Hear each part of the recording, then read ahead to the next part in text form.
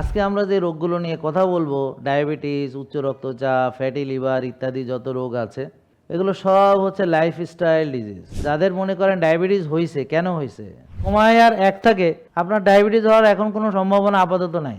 আপনাদের যে রোগগুলো হয়েছে তার জন্য 80% দায়ী হইল খাওয়া।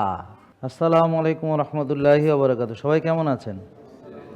আলহামদুলিল্লাহ, আলহামদুলিল্লাহ, আল্লাহর অশেষ রহমত। আলহামদুলিল্লাহ, তিনি আমাদেরকে সৃষ্টি করেছেন, তিনি আমাদেরকে পৃথিবীতে পাঠিয়েছেন, তিনি আমাদেরকে জ্ঞান দিয়েছেন, জ্ঞান অর্জন করার ক্ষমতা দিয়েছেন। এবং আমরা আশরাফুল মাখলুকাত কেন? কারণ আমাদের স্বাধীনভাবে জ্ঞান অর্জন করার সেই সক্ষমতা আল্লাহ তাআলা দিয়েছেন। এ কারণে আমাদেরকে জ্ঞান ভিত্তিক আমাদের চলাফেরা করতে হবে। অর্থাৎ আপনি সারাদিন সকাল থেকে রাত পর্যন্ত যা যা করবেন না কেন, এটা জ্ঞানের আলোতে করতে হবে, জ্ঞান ভিত্তিকভাবে করতে হবে। তো আমরা যদি সেটা না করতে পারি তখন আমাদের বিভিন্ন সমস্যায় পড়তে হবে। যেমন ধরেন, আমরা সকালে ঘুম থেকে উঠি, তাহলে কখন ওঠা ঘুম থেকে ভালো? ভোরবেলায়।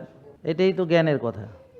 তা এখন যারা দেরি করে ঘুম থেকে ওঠে আর যারা আর্লি ঘুম থেকে ওঠে, তা দুজন ব্যক্তির জীবন যদি এভাবেই চলতে থাকে তাহলে একটা সময় এসে ব্যাপক পার্থক্য দেখা দিবে, নাকি? তো এখন আমরা কে কে এই ভোরে উঠি? তো অনেকে আছে ভোরে উঠে আবার ঘুমায় যায়। অনেকে আছে ভোরে উঠে এবং সে সকালটাকে কাজে লাগায়। যেমন পার্সোনালি আমি যে কাজগুলো করি, শুধু ভোরে ওঠা না, ভোরে উঠে ফজরের নামাজ পড়ে জামাতে, তারপরে হয়তো খেলাধুলা করি, হয়তো কোনো ব্যায়াম করি। তো সকালের কোন রুটিন আমার, সেটার উপর নির্ভর করে আমি কেমন থাকব। এখন সকালে ভোরে উঠতে গেলে আমাকে ঘুমাইতে হবে কখন? আর্লি। আর্লি মানে ধরেন এখন কেশার পরে। তাহলে জ্ঞান কি বলে? Early to bed, early to rise. Early to bed, early to rise, good for health. তাহলে আমরা এখন যদি আর্লি ঘুমাই এবং ভোরে উঠি, তাহলে সেটাই আমাদের জন্যে জ্ঞান ভিত্তিক। তাহলে যারা রাত জাগে এবং যারা দেরি করে ওঠে এবং নিয়মিতভাবে তারা এভাবেই চলে, তো তাদের যে পরিণতি হবে, আর যারা আর্লি ঘুমাতে যায় এবং আর্লি ওঠে, তাদের পরিণতি কি এক হবে কিনা? হবে। তো যাদের জ্ঞানভিত্তিক জীবন আচরণ নেই, তাদের নানান প্রবলেমে পড়তে হবে। তো যেহেতু আল্লাহ তাআলাও নির্দেশ দিয়েছেন আমাদেরকে, যে রাতের ব্যাপারে বলেছেন, রাতকে তোমাদের জন্য লেবাস হিসেবে দিয়েছি। লেবাস মানে হচ্ছে ডার্ক, অন্ধকার। এই অন্ধকারটা আমাদের হচ্ছে মেলাটোনিনকে সিক্রেশন করতে। এই যে আমাদের যে লাইট সেন্সর, সেটা হচ্ছে দিনের আলো যখন চোখে পড়ে, বিশেষ করে ব্লু লাইট, তখন মেলাটোনিন ওয়াশ আউট হয়ে যায়। অথবা আমার যদি মোবাইল, ল্যাপটপ বা স্ক্রিন বা টেলিভিশন, যেগুলোই আমরা চোখের সামনে যদি আলো ফেলি, তাহলে মেলাটোনিন ওয়াশ আউট হয়। আর একটা জিনিস হচ্ছে স্ট্রেস বা টেনশন, দুশ্চিন্তা, মানে কর্টিসল, স্ট্রেস, সেটাও আমাদের মেলাটোনিনটাকে ওয়াশ আউট করে। তো এখন ঘুমের জন্য এটা একটা গুরুত্বপূর্ণ। তাহলে মেলাটোনিন নাম শুনছেন কেডা? একজনও জানেন না আপনারা মেলাটোনিনের নাম? আচ্ছা, কেউ জানেন না? একজনও শোনেন নাই? কে শুনছে? আপনি শুনছেন? আচ্ছা, যাক। তো আপনারা কি আমাদের ভিডিও দেখেন? কেউ আছেন এখানে? কে কে আছে? তো আচ্ছা, তাহলে অনলাইনে যারা দেখছে ফেসবুক, ইউটিউবে, তারা কে কে আছে দেখি। অনলাইনে যারা আছে ফেসবুক, ইউটিউবে, দেখি তাদেরকে একটু দেখি কারা কারা আছে। তা আপনারা কি মেলাটোনিন কে কে জানেন? কাইন্ডলি কমেন্ট করবেন। ফেসবুকে যারা আছে, ইউটিউবে যারা আছে, এখানে অনেকেই আলহামদুলিল্লাহ জয়েন করেছে। হ্যাঁ, মেলাটোনিনের নাম কে কে জানে? অনেকেই কমেন্ট করছে। তা আপনারা একটু কাইন্ডলি কমেন্ট করে জানাবেন যে মেলাটোনিন কে কে, মেলাটোনিন সম্পর্কে আপনাদের কার কার ধারণা আছে, আপনারা কে কে জানেন যে মেলাটোনিন কাকে বলে। তো মেলাটোনিন হচ্ছে হরমোন, সেটা হচ্ছে আমাদের রাতে আমাদের ঘুমের জন্য অত্যন্ত গুরুত্বপূর্ণ। তো বিশেষ করে যখন আমাদের ডেল্টা স্লিপ হয়, অর্থাৎ রাত 10টা থেকে 2টো, এই সময়টা মেলাটোনিন কনসেন্ট্রেশন বেশি থাকে। যদি আপনি অন্ধকারে থাকেন, যদি আপনি রিল্যাক্স থাকেন, কিন্তু আপনি ধরেন ঘুমালেনই না, আপনি ধরেন আলো জ্বালায় রাখলেন, আপনি ধরেন খুব স্ট্রেসডে আছেন, টেনশনে আছেন, দুশ্চিন্তার মধ্যে আছেন, তো আপনার কর্টিসল হলে কর্টিসল রিলিজ হবে টেনশনে, তখন আপনার মেলাটোনিন ওয়াশ আউট হবে। তো তারা বলবে আমার রাতে ঘুম হয় না, রাতে ঘুম হয় না। কেন? কারণ তার যে ঘুমের জন্য যে পরিবেশ দরকার, তার যে হরমোন দরকার, সেখানে তার প্রবলেম। তাহলে বিজ্ঞানসম্মতভাবে আমাদের উচিত হচ্ছে early to bed early to rise, good for health. তার মানে আমরা আর্লি ঘুমাতে যাব। জ্ঞানের কথা হলো আর্লি ঘুমাতে যাওয়া। জ্ঞানীরা আর্লি ঘুমাতে যেতে বলেছেন।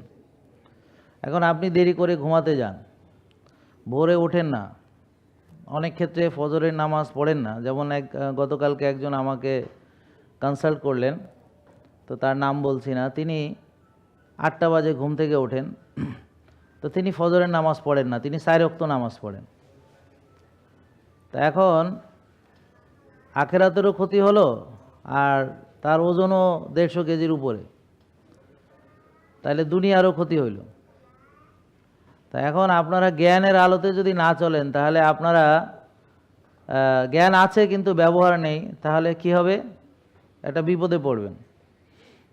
তা আল্লাহ বলেছে আমাদেরকে 5 ওয়াক্ত নামাজ মসজিদে গিয়ে কোথায় পড়তে?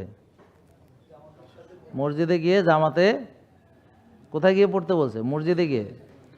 মসজিদে গিয়ে জামাতের সহিত পড়তে বলছে। এখন জামাত যদি ধরতে হয়, তাহলে আপনাকে তো টাইমলি হাজির হইতে হবে। এখন জামাত তো আপনার জন্য দাঁড়ায় থাকবে না। তো ধরেন এখন 55তে যদি নামাজ হয়, তাহলে 55তে নামাজ শুরু হয়ে যাবে। এখন আপনি যদি একজন সময়ানুবর্তী এবং নিয়মানুবর্তী মানুষ হন, তাহলেই আপনি সঠিক সময়ে জামাতে হাজির হয়ে নামাজ পড়তে পারবেন। তাহলে শৃঙ্খলার গুরুত্ব আছে কি না? তো আজকে আমরা যে রোগগুলো নিয়ে কথা বলবো, ডায়াবেটিস, উচ্চ রক্তচাপ, ফ্যাটি লিভার ইত্যাদি যত রোগ আছে, এগুলো সব হচ্ছে লাইফস্টাইল ডিজিজ। এগুলো হচ্ছে কি? লাইফস্টাইল ডিজিজ, মানে ডিসিপ্লিনের অভাবে যে রোগগুলো হয়। দেখেন আপনাদের যাদের আজকে রোগ আছে, আপনারা কখন ঘুমাতে যান, কয়টায় ঘুমাতে যান, সেটা গুরুত্বপূর্ণ। আপনারা কখন ঘুম থেকে ওঠেন, সেটাও গুরুত্বপূর্ণ। এবং ঘুম থেকে উঠে কি কি করেন, সেটাও গুরুত্বপূর্ণ।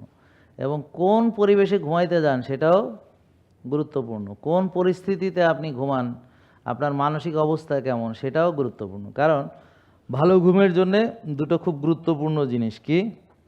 একটা হলো মানসিক প্রশান্তি, ভেরি গুড। আর একটা কি? শারীরিক ক্লান্তি। তো শারীরিক ক্লান্তি আসবে কিসের ভিতর থেকে?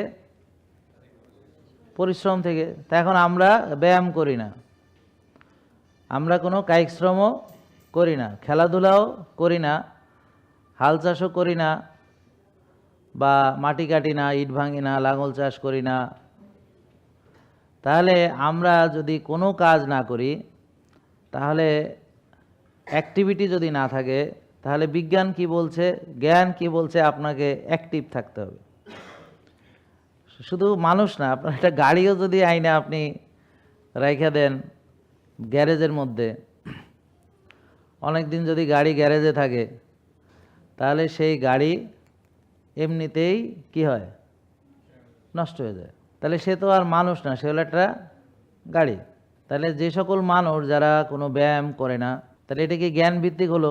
শক্তি চর্চা করে না, খেলাধুলা করে না, কোনো রকম কায়িক শ্রম, অর্থাৎ মানে কায়িক শ্রম বলতে বোঝায় যেটা হলো শরীরের পরিশ্রম, যেমন কোদাল কোপানো বা মাটি কাটা, ইট ভাঙা, তারপরে প্যাডেল মেরে ভ্যান চালানো, রিক্সা চালানো, বা জমিতে যে কাজগুলো হয়, অর্থাৎ যেগুলো হলো কায়িক শ্রম। তো এখন আমাদের যাদের, আমি যে ডাক্তারি করি, তো এখন আমি কি যে হাল চাষ করব? করতে পারলে ভালোই হইতো। এখন জমি জমা কোথায় পাবো? ঢাকা শহরে তো এত জায়গা জমি নাই। তো যদি জায়গা জমি থাকলে কোদাল দিয়ে কোপানো যাইতো, কি কন? তো এখন জায়গা জমি নাই, তা এখন আমাদের কি করতে হবে? তা আমি যেটা করি, ব্যাডমিন্টন খেলি বা টেনিস খেলি, বা একটু জিমেও যাই, ফ্রি হ্যান্ড করি, যোগা করি, বা স্ট্রেচিং করি, হ্যাঁ, এগুলো করি। তো আপনারা সবাই এগুলো করেন তো, না? সবাই এগুলো করেন না আপনারা? কিন্তু যদি না করেন, তাহলে আপনার সুস্থ থাকার আশা কি করে করতেছেন? মানে আপনারা সুস্থ হতে চান না সবাই নাকি? আপনাদের যে রোগগুলো হয়েছে, তার জন্য 80% দায়ী হইল খাওয়া। 80% দায়ী কি? খাওয়া। বুঝতে পারছেন? এটা ধীরে ধীরে বুঝতে পারবেন।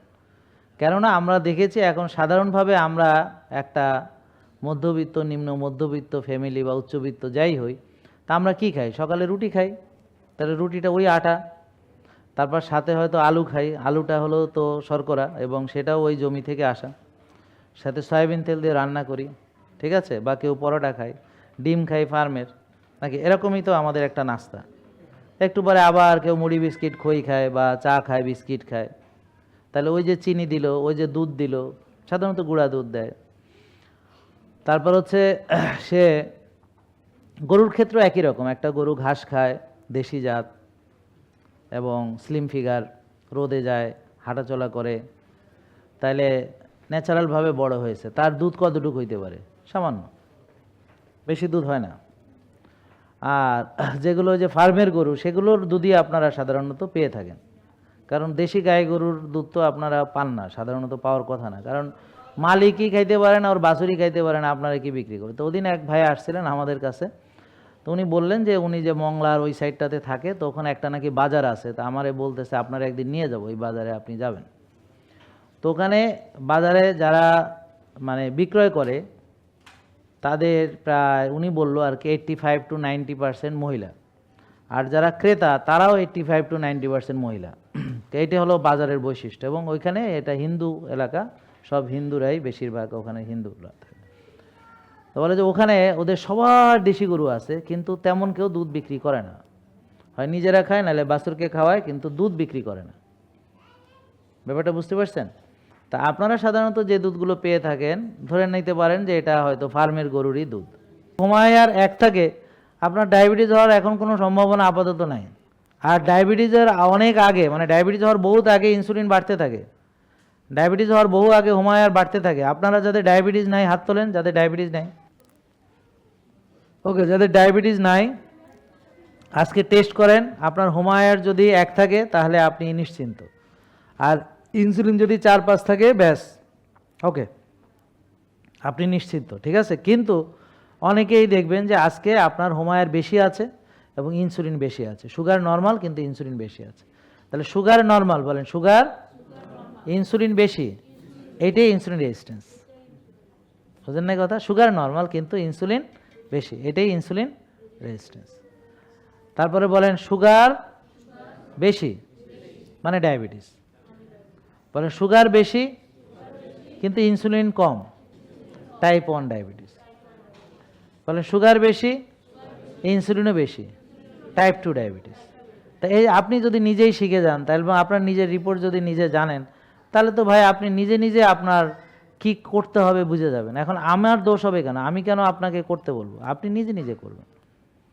আপনি দেখবেন যে আপনার সুগার বেশি, তাহলে ভাত খেলে চিনি বাড়ে, রুটি খেলে চিনি বাড়ে, ফল খেলে চিনি বাড়ে, দুধ খেলে চিনি বাড়ে। এখন খাবেন কি না সেটা আপনার ব্যাপার, নাকি বুঝেন নাই? আমরা তো আর জোর করে আপনাকে বাধ্য করতে পারবো না, আপনারা স্বাধীন মানুষ, আপনারা আপনাদের মতো। তাহলে এখন যাদের ইনসুলিন বেশি পাইলেন, ধরেন আজকে টেস্ট করালেন, যাদের ডায়াবেটিস নাই, যাদের ডায়াবেটিস নাই তারা আজকে টেস্ট করে দেখলেন ইনসুলিন বেশি, তাহলে এখন আপনি কি ভাত খেতে পারবেন? বলেন ইনসুলিন বাড়ে, বলেন ইনসুলিন বাড়ে, ভাত খেলে, রুটি খেলে, ফল খেলে, দুধ খেলে, চিনি জাতীয় যে কোনো কিছু, ঠিক আছে? এই আর টেনশনে বাড়ে, বলেন স্ট্রেসে বাড়ে, রাত জাগলে বাড়ে। তাহলে যাদের ইনসুলিন বেশি, তাহলে ইনসুলিন কমানোর জন্য তাকে ভালো ঘুমাতে হবে, মানসিক প্রশান্তির চর্চা করতে হবে। মানসিক প্রশান্তির চর্চা একটা ব্যাপক চ্যাপ্টার, অনেক কিছু আছে এখানে, অনেকগুলো কম্পোনেন্ট আছে। আর একটা হলো কি, তাকে কিছুদিন ওই চিনি জাতীয় খাবার থেকে বিরত থাকতে হবে, অল্প কিছুদিন। তাহলে কখন সে আবার খাবে? যখন তার নর্মাল হয়ে যাবে। এই তো কয়েকদিন পর আবার মাপবে না, নর্মাল হলে সে খাবে। তার মানে এখানে আমরা তো কাউকে কিটো ডায়েট দিতেছি না। এটা কি কিটো ডায়েট দিতেছি? তা আমি ভাত খাই, আমি কি কিটো ডায়েট করি? তাহলে আমরা কাউকে কাউকে ভাত সাময়িক সময়ের জন্য বন্ধ রাখি সায়েন্টিফিক্যালি, যে ওর ইনসুলিন বেশি এবং বিজ্ঞান বলছে ইনসুলিন কিসে বাড়ে, তা আমরা সেই খাবারগুলো থেকে তাকে সাময়িক বিরতি দিচ্ছি। তাহলে এখানে আমরা তো দেখে শুনে দিচ্ছি। সুগার বেশি, তাকে যেই খাবারে সুগার বাড়ে বিজ্ঞান বলছে সেই খাবারগুলো থেকে আমরা তাকে সাময়িক বিরতি রাখছি। তা আবার সেই খাবার তাকে আবার পুনরায় তাকে দেওয়া হচ্ছে যখন তার নর্মাল হচ্ছে রিপোর্ট। তাহলে এইটাকে তারা একটা ডায়েট হিসেবে দেখতেছে, যারা বলতেছে তারা তো এই বিষয়ে জানেই না, আমাদের বিষয়ে জানেই না, না জেনে মিথ্যা বলে যাচ্ছে। এখন আমি আর কি করতে পারি, একা মানুষ, আমি আর কত চিল্লাপাল্লা করবো? তো এই জন্যে আমার কাজ হলো, কাউকে আমি বুঝাবো না, আপনারা যদি বোঝেন মানবেন, আর না মানলে মানার দরকার নেই। আমার কথা বুঝতে পারছেন? যাদের মনে করেন ডায়াবেটিস হয়েছে, কেন হয়েছে, ডায়াবেটিসটা হয়েছে কেন? এখন ধরেন একটা লোক ওষুধ দিয়ে চিনি কমে, আর একটা লোক ওষুধ হয়তো খায় না, চিনি বেশি থাকে। তো চিনি বেশি যদি থাকে দীর্ঘদিন, তাহলে তো সে শেষ। প্রেশার যদি দীর্ঘদিন থাকে, তাহলে তো সে শেষ। তাহলে তাদের লিভার কিডনি তো ভালো থাকার কোনো কারণ নাই। আমার কথা বুঝতে পারছেন? তো এই যে উনি এখন লিভার নষ্ট হয়ে এখন যেমন উনি আফসোস করতেছে, তা আপনারাও করবেন এক সময়, সময়টা যাইতে দেন। ওনার 12 সাল থেকে ডায়াবেটিস, উচ্চ রক্তচাপ। আমরা বলি যে এখানে আসবেন যারা সুস্থ। কেন? কারণ সুস্থ লোক, সে সুস্থ আছে, সে মনে করেন যে আমাদের ফলো করলে সুস্থই থাকবে। আর যখন একটা লোকের লিভার নষ্ট হয় বা কিডনি নষ্ট হয়, তো দেখা গেল অনেকখানি নষ্ট হয়ে গেছে। সে যতই ভালো লাইফস্টাইল মানুক না কেন, তার হয়তো 10% 20% হয়তো ভালো আছে, আর 80-90% হয়তো নষ্ট হয়ে গেছে। তো তাকে এইটা নিয়েই বাকি জীবন চলতে হবে। তাহলে একটা লোক যদি আসে আমাদের কাছে এইভাবে, যে তার 100 সব ভালো, সে ভালো রাখবে কিভাবে? তখন সে ভালো রাখলে, অর্থাৎ এটাকে বলে প্রিভেনশন, যে আমি সুস্থ আছি, কি করে সুস্থ থাকবো, তাহলে সে সারাটা জীবন ভালো থাকতে পারবে। জেকে লাইফস্টাইল লিমিটেড, ওষুধ মুক্ত সুস্থ জীবন।